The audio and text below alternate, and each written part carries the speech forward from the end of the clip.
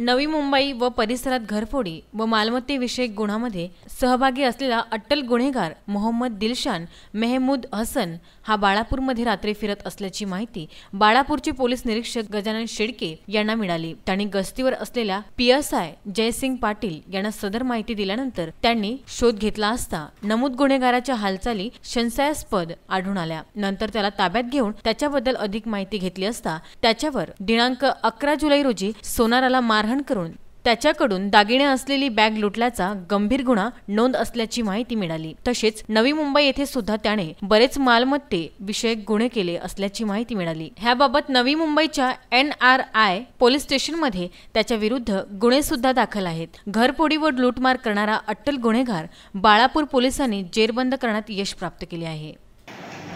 नवी मुंबई येथील NRI police स्टेशनला wanted असलेला एक अट्टल घरफोड्या आणि लूटमारीच्या गुन्ह्यामध्ये मालमत्तेच्या गुन्ह्यामध्ये सहभागी असलेला एक आरोपी ज्याचं सासूरवाडी बाळापूर येथे आहे असा आरोपी बाळापूर येथे आल्या असल्याची माहिती काल रात्री आम्हाला मिळाली।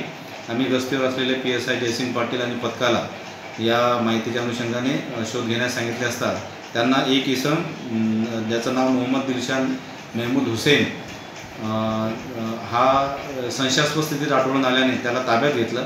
त्याच्याबद्दल उपलब्ध रेकॉर्डप्रमाणे माहिती घेतली असता अशी माहिती मिळाली की बाळापूर पोलीस स्टेशनच्या हद्दीमध्येच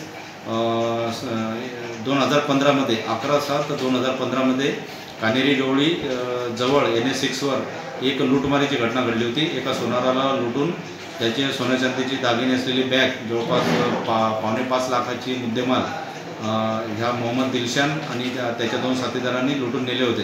त्यावेळेस पोलीस स्टेशन बाळापूर येथे 394-397 प्रमाणे गुन्हासुद्धा नोंद होता आणि त्याच्यानंतर त्याला अटकही झाली होती।